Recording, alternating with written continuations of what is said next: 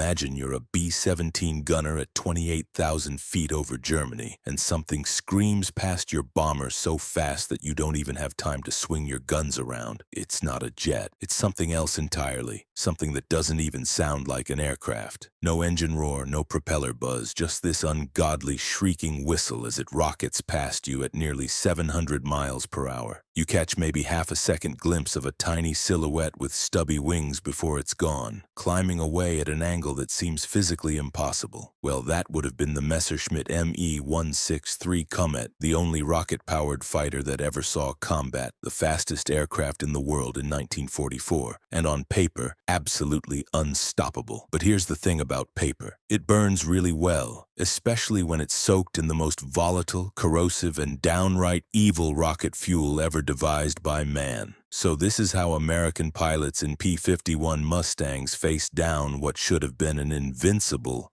weapon. And through a combination of clever tactics, raw courage, and the simple fact that the Komet was just as likely to kill its own pilot as any enemy, they turned the tables on the fastest fighter ever built. Now, the conventional belief is that speed dominates in air combat. Whoever's faster controls the engagement, chooses when to fight and when to run, and the slower guy just has to pray he gets lucky. But what happened in the skies over Germany proved something different. It proved that an aircraft can be so advanced, so cutting edge, so far ahead of its time that it actually becomes useless. And it proved that sometimes your enemy's greatest weakness is the very thing they think makes them unbeatable. So let me tell you what the Germans had created, because understanding this machine is crucial to understanding why it failed. The Me-163 Komet was unlike anything else flying in World War II. While every other fighter used either a piston engine or a turbojet, the Komet used a Walter rocket motor that burned two separate liquid fuels. They called them T-Stoff and C-Stoff, innocuous names for substances that were anything but innocent. T-Stoff was concentrated hydrogen peroxide, around 80% pure, which is already terrifyingly reactive. C-Stoff was a witch's brew of methanol, hydrazine, and water. Here's the critical detail. These two chemicals were hypergolic, meaning when they touched each other, they ignited spontaneously. No spark plug needed, no ignition system required, just contact and boom, you had thrust. On paper, this was brilliant. The rocket motor produced massive amounts of power for its weight, far more than any piston engine could dream of. The Komet could climb at over 15,000 feet per minute, reaching bomber altitude in less than 3 minutes. It could hit speeds approaching 600 miles per hour, making it faster than any Allied fighter by a huge margin. And it was small, compact, almost toy-like in its proportions, which made it incredibly difficult to hit. German engineers looked at their creation and saw the ultimate point defense interceptor. Launch it when enemy bombers are approaching, climb to altitude at impossible speeds, make a single devastating attack pass with 30mm cannons that could shred a bomber with just a few hits, then glide back down and land. Simple, efficient, unstoppable. But reality had other plans. Those same hypergolic fuels that gave the Komet its incredible performance were also some of the most dangerous substances ever put into an aircraft. T-Stoff was so corrosive that it would eat through anything organic. Rubber seals, fabric, human flesh, all dissolved like sugar and acid. C-Stoff wasn't much better, containing hydrazine, which is toxic, corrosive, and has been described by chemists as the kind of substance that makes you question whether humanity should be trusted with chemistry. Ground crews handling these fuels wore heavy rubberized suits with asbestos lining, and even with that protection, accidents were common. A small spill could burn through clothing and into skin. A larger spill could kill you in minutes. For the pilots, it was even worse. They were sitting in a cockpit with tanks of this nightmare fuel right behind them, separated by thin aluminum and some rubber seals that the T-Stoff was constantly trying to dissolve. If anything went wrong during takeoff or landing, if the aircraft hit the ground hard, if a seal ruptured, if the fueling crew had made the slightest mistake, those two chemicals would mix outside the combustion chamber. And when hypergolic fuels mix, they don't just burn, they explode. There's There's a recorded case of a pilot named Joseph Puz who crashed on landing after a test flight. The T-Stoff tank ruptured, and the concentrated hydrogen peroxide started eating through him while he was still trapped in the cockpit. By the time they got him out, there wasn't much left to save. He died from his injuries, and his death became a grim reminder to every Komet pilot of exactly what they were risking every time they strapped into that machine. The operational limitations were just as severe as the dangers. That rocket motor, powerful as it was, burned through fuel at a catastrophic rate. A fully loaded Komet carried enough propellant for maybe 7.5 minutes of powered flight. Not per mission, not if you were careful with the throttle. 7.5 minutes total, and then you were a glider. This meant every single mission was a race against time. The aircraft would take off using a jettisonable wheeled dolly because the Germans decided landing gear was too heavy. Once airborne, the pilot would jettison the dolly and climb at full power, burning through fuel to reach bomber altitude as fast as possible. Once up there, he'd have maybe enough fuel for 1, possibly 2 attack runs before the rocket motor sputtered out. Then he'd be gliding back to base, hoping he'd calculated his energy management correctly. Hoping there weren't any Allied fighters lurking around his airfield, hoping that when he belly landed on the built-in skid, the impact wouldn't be hard enough to mix those residual fuel vapors still sloshing around in the tanks. And here's where American pilots started figuring out the trick. Because if you're flying a P-51 Mustang and you encounter a Komet during its powered phase, you're right, you're not catching that thing. It's going to blow past you like you're standing still. But if you encounter it after those 7 minutes are up, suddenly you're facing a glider that's trying desperately to make it back to base without an engine. A glider that still weighs over 4,000 pounds and has the glide ratio of a brick with stubby wings. A glider whose pilot is now focused entirely on energy management and survival rather than fighting. The Mustang pilots developed several tactics to exploit this. The first was patient stalking. If you spotted a Komet climbing toward the bomber formation, you didn't waste energy trying to chase it. You watched. You noted its trajectory and calculated where it would be after it made its attack pass and exhausted its fuel. Then you positioned yourself between the Komet and its base and you waited. When that rocket motor cut out and the German pilot started his glide for home, suddenly he had a very angry American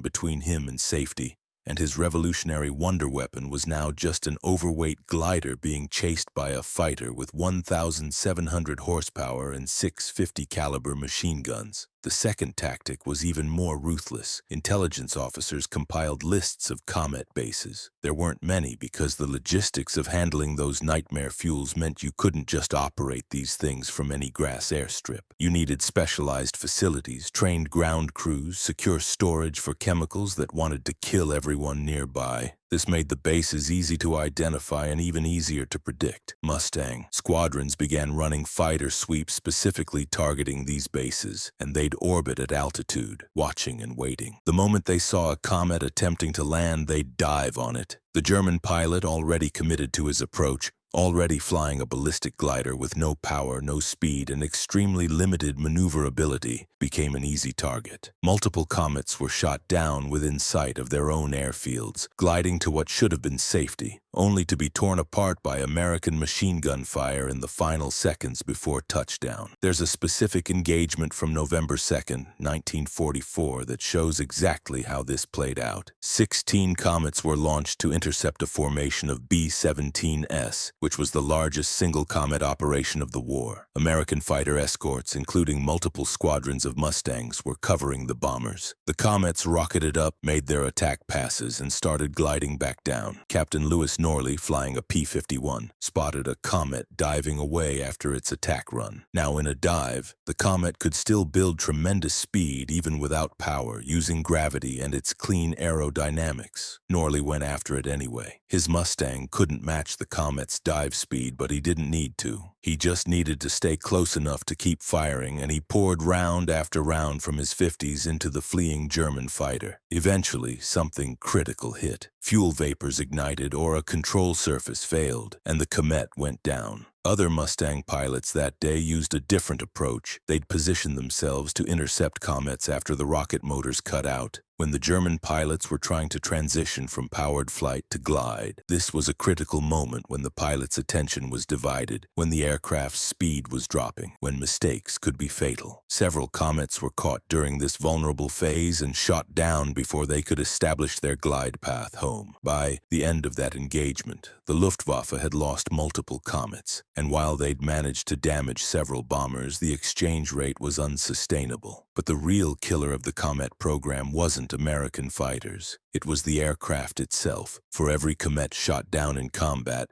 several more were lost to accidents, explosions, hard landings, and simple mechanical failure. Pilots were being killed by their own aircraft more often than by enemy action. One pilot named Siegfried Schubert exploded on the takeoff roll when his fuel tanks ruptured and the hypergolic reaction tore his aircraft apart before he even left the ground. Others were killed when their landing skids collapsed on touchdown, slamming the fuselage into the runway hard enough to mix residual fuels. Still others simply disappeared, either because the rocket motor flamed out at altitude and they couldn't reach base, or because something went catastrophically wrong at 500 miles per hour and there wasn't enough left. To figure out what happened, the Germans built around 370 Komets, and the operational kill total against Allied aircraft is disputed but generally estimated at fewer than 20 confirmed victories. That's not confirmed claims by pilots, that's actual verified losses of Allied bombers and fighters to Komet attacks. Meanwhile, the Luftwaffe lost at least 10 Komets in combat with Allied fighters and countless more to accidents, fuel problems, and operational failures. The unit that flew them, Jagdgeschwader 400, became known among German pilots as a death sentence assignment. You were more likely to die in a fuel explosion than you were to actually shoot down an enemy bomber. And here's the thing that makes this story even more tragic from the German perspective. The Komet was a symptom of a military-industrial complex that had completely lost sight of practicality in favor of technological moonshots. Germany was losing the war by late 1944. They needed weapons that could be produced in large numbers, maintained by undertrained ground crews, flown by hastily trained pilots, and operated from improvised bases with limited infrastructure. Instead, they built a rocket plane that required specialized fuels that were difficult to produce and impossible to transport safely, specialized facilities to operate from, extensive pilot training to avoid killing yourself during takeoff, and which could only stay in the air for 8 minutes before becoming a glider. The resources that went into the Komet program, the engineering hours, the scarce materials, the production facilities, the fuel that could have been used for conventional fighters, all of it was essentially wasted on a weapon that killed more Germans than it did Allies. American bomber crews quickly learned to recognize the distinctive silhouette, and while they respected the speed, they also knew that if they could just survive the initial attack pass, the Komet would be gone, either climbing away to build speed